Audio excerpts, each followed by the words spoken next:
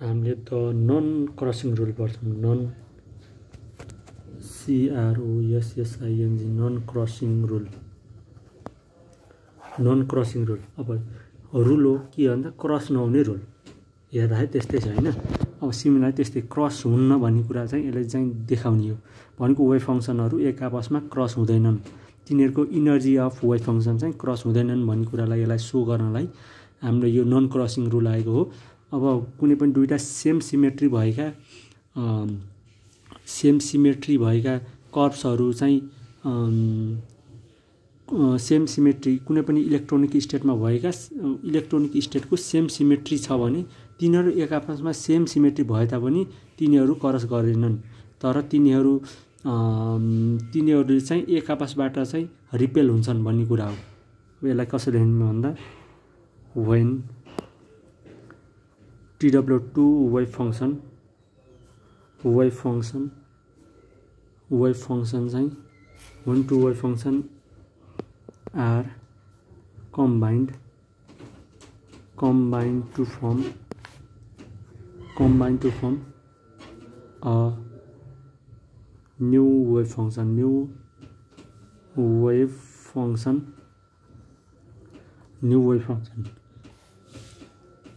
then this new wave function repel individual wave function भन्ने बुझ्नु पर्यो।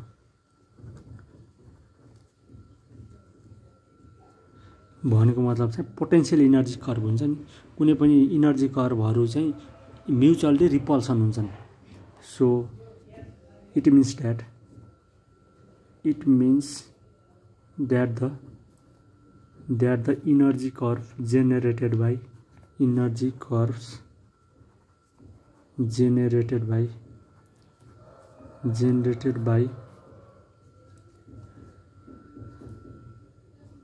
electronic system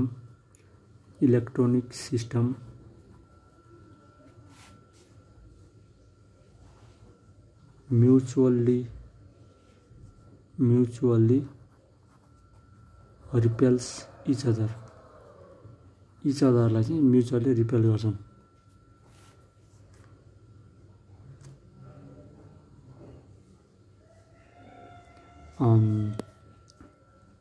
So non-crossing rule is nothing but the rule saying the potential energy curves corresponding to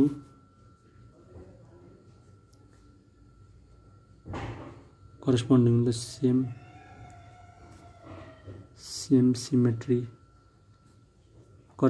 same symmetry electronic system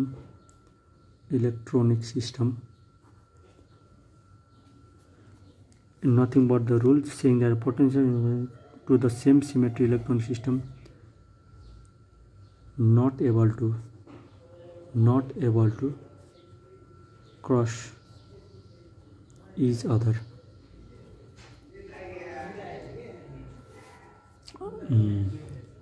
From variation method बाट के हुन्छ पाइन्छ। From variation मेथडबाट चाहिँ two wave function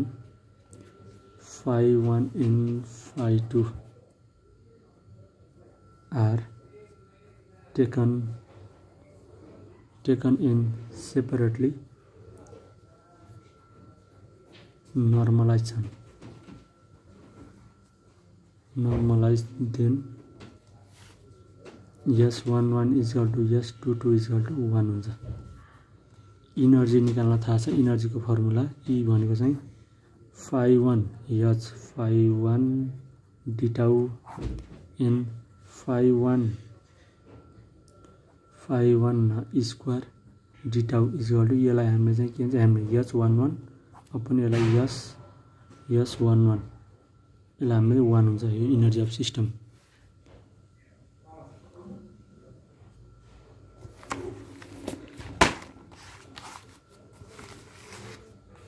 यो चाहिँ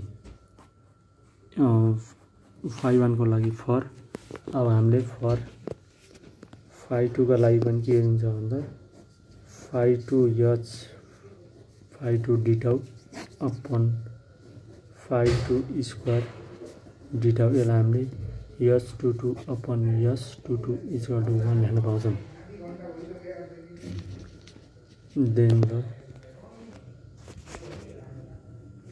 then secular equation will be के होना पर्छ भन्दा secular equation e1 minus e1 plus h12 minus es12 a2 equal to 0 and अब h12 minus es12 a1 plus e2 minus e is equal to a2 equal to 0 यस्तो भयो हैन। त्यसमा हामीले चाहिँ के हुन्छ भन्दा for s21 equal to since s21 equal to s12 and यो हो ओभरल्याप इन्टिग्रल भनेको मतलब चाहिँ दुईले एकसँग ओभरल्याप गर्ने मात्रा र एकले दुईसँग ओभरल्याप गर्ने मात्रा बराबर छन् र यसबाट दिने energy given by the psi2 बाट psi1 लाई दिने इनर्जी र psi2 को psi1 को प्रेजेन्समा psi2 ले दिने इनर्जी दुईटैको इनर्जी इक्वल छ भन्ने कुरा उस डिनोट गरिन्छ र यदि चाहिँ इफ इन अबभ इक्वेसनबाट चाहिँ हामीले फ्रम अबभ इक्वेसनबाट चाहिँ फ्रम अबभ इक्वेसनबाट चाहिँ if a1 and a2 are eliminated then e1 minus e minus e1 thus e minus e2 is equal to h12 minus es12 square equal to 0 हामीले non crossing रुलबाट चाहिँ निकाले। Non crossing rule त्यो चाहिँ हामीले चाहिँ variation मेथडकोबाट हामीले त्यो निकालेको थियौँ नि के अरे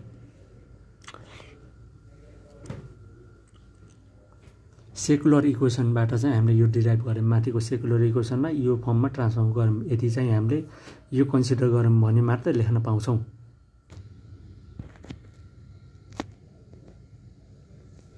अब हामीले चाहिँ यो फर्स्ट इक्वेसन भनौँ यसलाई चाहिँ left hand side of equation first consider as function of energy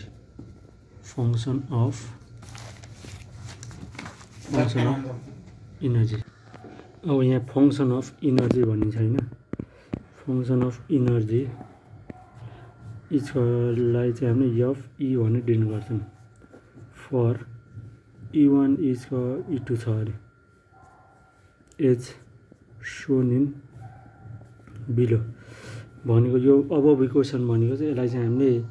यो भनेको इक्वेसन अफ प्याराबोला जस्तै छ। यो इक्वेसन अफ प्याराबोला हैन। यसको चाहिँ कर्व चाहिँ कस्तो देखिन्छ भन्दा यसले हामीले ड्र गर्यौं भने चाहिँ यस्तो किसिमको कर्व चाहिँ ड्र देखिन सक्छौं। यो भनेको चाहिँ फंक्सन अफ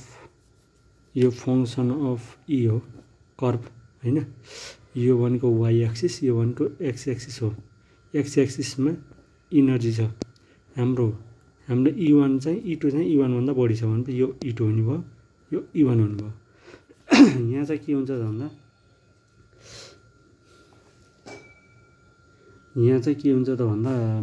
अब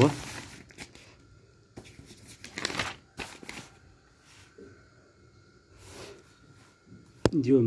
अबभ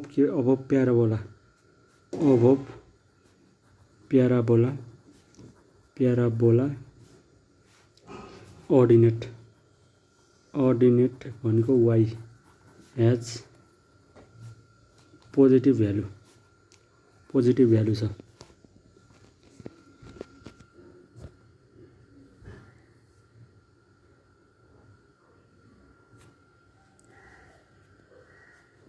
when e is large यो हो हैन। जब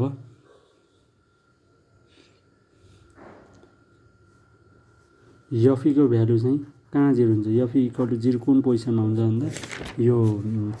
यो पोजिसनमा हो, यो ठ्याक्क यहाँ यो पोजिसनमा, त्यहाँबाट आउटसाइड अफ रिजन अफ यो e1 र e2 को बाहिरी ठाउँमा, यो e1 भन्दा बाहिर e2 भन्दा बाहिर पोजिसनमा चाहिँ f को भ्यालु फंक्सनको भ्यालु 0 हुन्छ भनेको मतलब चाहिँ कर्भहरु देखाउँदैन यो पोजिसनमा हो। यो पोजिसनमा र यो पोजिसनमा चाहिँ कर्भ देखाउँदैन के, कर्भको भ्यालु f को भ्यालु 0 हुन्छ। and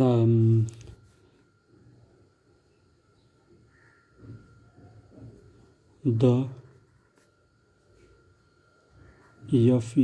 function has negative value when e1 equal to e equal to e1 or e2। कसरी थाहा हुन्छ त यहीँबाट थाहा हुन्छ, e minus e1 छ, e minus e2 छ हैन, minus h12 minus e h12 square equal to 0। अब यहाँ हामीले के भन्छ त e1 इक्वल टु e2 गरौँ, यो 0 भयो, यो नेगेटिभ आइहाल्यो, यो भनेपछि फंक्सन अफ e हो, फंक्सन अफ e भनेको e minus e1 त्यसपछि e minus e2 minus h12 minus e h12।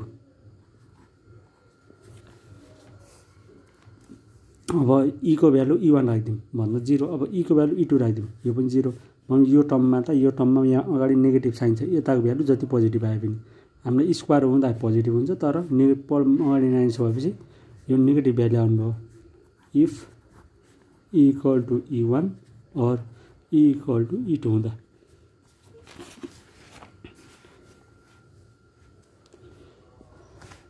यो f इक्वल टु 0 हुने चाहिँ आउटसाइड द रिजन अफ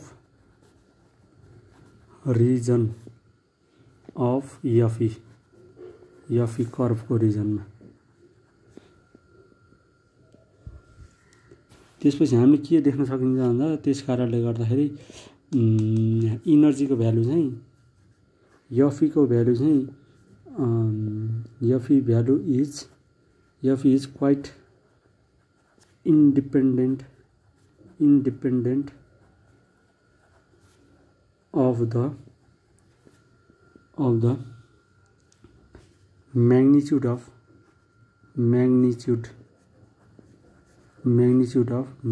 पनि कस्तो हुनु पर्ने, रिलेटिभ म्याग्निट्युड हुनु पर्यो। रिलेटिभ किन हुनु पर्यो भन्दा हामीले त निकाल्ने क्रस हुन्छ कि हुँदैन भन्ने कुरा हो। हामीले नभए इन्डिभिजुअल भ्यालु लेख्न पाइन्थ्यो, relative magnitude of e1 e2 h12 भनेको यो भनेको इनर्जी अपरेटर, ह्यामिल्टनियन अपरेटर र ओभरल्याप इन्ट्रिगल चाहिँ भ्यालुसँग चाहिँ इन्डिपेन्डेन्ट हुन्छ। So we can say that when TW2 wave function phi1 and phi2 or psi1 or psi2 combined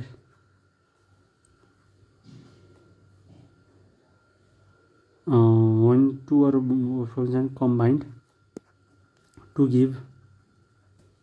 two possible energies,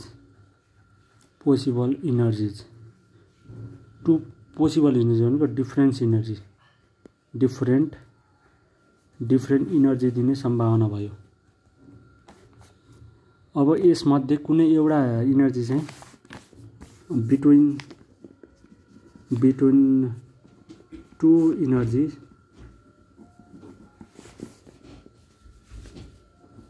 one goes downward from its original form र another one चाहिँ के हुन्छ भन्दा energy another one is goes upward from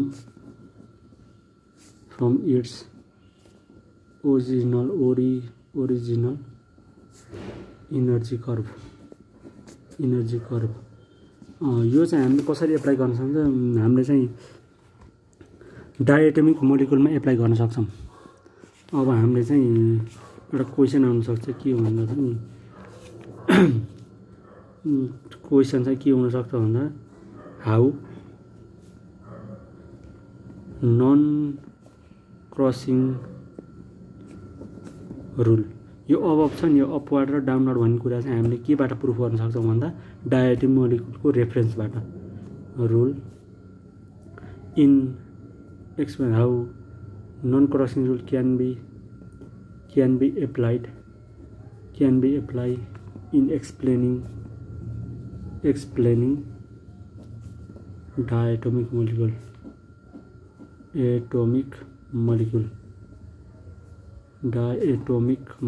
को बारेमा अध्ययन गर्न कसरी सकिन्छ the same law applies well in the diatomic molecule where energy of molecule depends यो डायटोमिक मोलिक्युल भनेको चाहिँ दुईटा जस्तै S2 छ अरे S2 छ नि तिनीहरु दुईटा बीचको सेपरेसनमा हामीले R मान्छौं तिनी दुईटा बीचको न्यूक्लियसलाई R मान्छौं र एउटा हाइड्रोजन एटम त्यो S2 मा भएको एउटा हाइड्रोजन एटमको इनर्जीलाई E1 र अर्कोको इनर्जीलाई हामीले के मान्छौं भन्दा यहाँ के लिन्छ भन्दा late R be the separation of के भन्नु पर्यो separation of two nuclei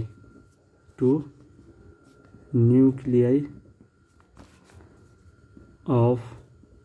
S2 molecules hydrogen atom दुईटा हाइड्रोजन छ यिनी दुईटा सेपरेसन R छ अरे हैन र इनर्जी यसको इनर्जी A छ यो A हो यो B हो यसको इनर्जी E1 छ यसको इनर्जी चाहिँ E2 छ अरे हैन इन हियर चाहिँ के हुन्छ त भन्दा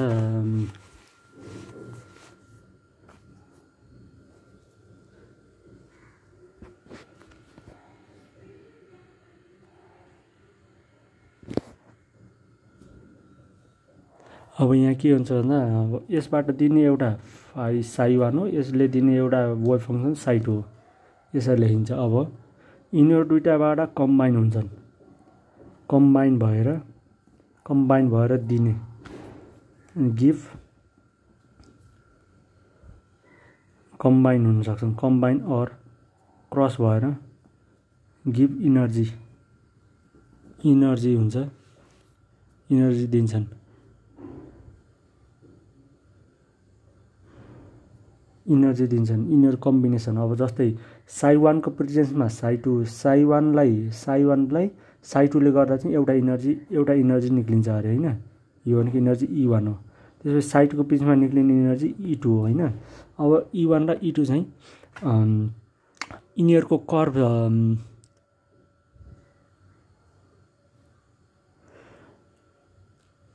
यिनीहरुको कर्वहरु यिनीहरु अब सपोज अब हामीले यसलाई चाहिँ कसरी एक्सप्लेन गर्न सक्छौं भन्दा एउटा चाहिँ इनर्जी डायग्राम ER र यो रेडियस भयो यदि चाहिँ यिनीहरु यो E1 यो चाहिँ सोलिड लाइन भनेको चाहिँ सुरुको इनर्जी र एउटाको इनर्जी घट्दो क्रममा छ अर्को इनर्जी बढ्दो क्रममा छ यो E1 हो यो E2 हो हैन यो चाहिँ आफ्टर यो डटेड लाइन चाहिँ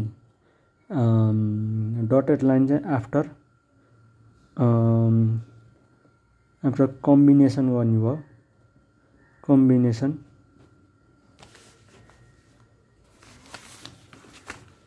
एन्ड सोलिड लाइन चाहिँ बिफोर कम्बिनेसनको कारणले गर्दा यदि यिनी दुईटाहरू एक आपसमा क्रस भयो अरे सपोज यो क्रस भयो अरे यो क्रस भयो अरे तर यिनीहरूबाट निक्लिने इनर्जी हुन्छ नि यिनीहरूबाट निक्लिने इनर्जी क्रस हुँदैनन् E1 र E2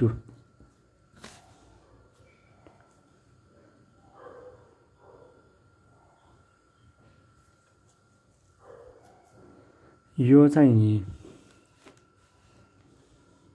फिगर भन्नु पर्यो फिगर गन टु पोसिबिलिटिज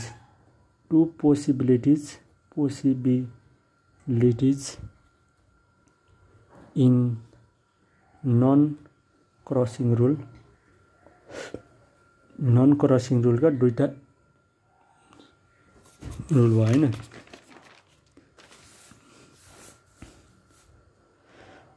यसबाट के हुन्छ भन्दा दुईटा सिचुएसनहरु आउने भयो अब माथि याद देख्न सकिन्छ अब यसलाई एक्सप्लेन एक्जाममा लेख्न पर्यो भने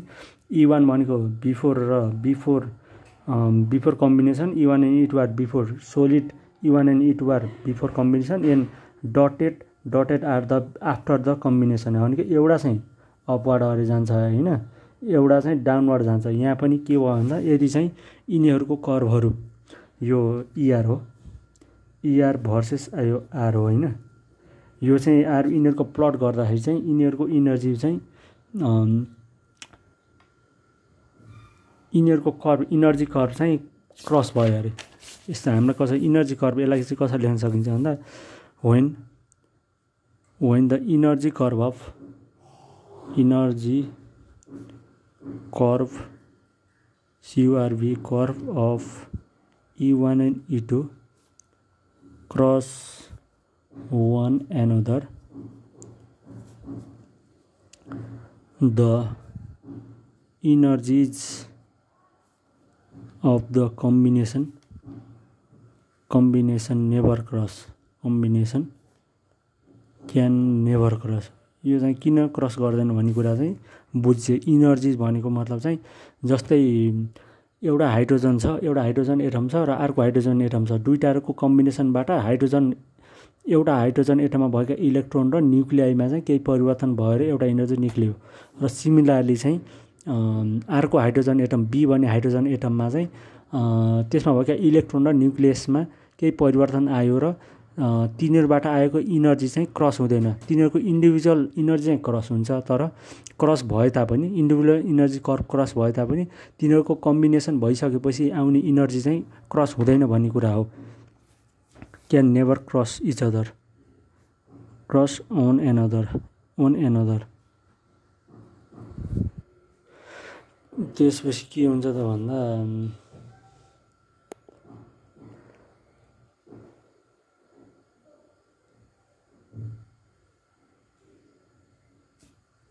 It is evident from the above discussion that the two final curve of combined waveforms do not cross in each other. अब हाम्रो फ्याक्ट चाहिँ के हो भन्दा फ्याक्ट्स जान्नु पर्यो above discussionबाट from above description of diatomic molecules बाट चाहिँ के पत्ता लाग्यो भन्दा the two final curves of a combined wave function do not cross one another. यति लेखिदिन्छ यही हो नन क्रसिङ रुलको फ्याक्ट भनेको कुरो यही हो के यति लेखेपछि हुन्छ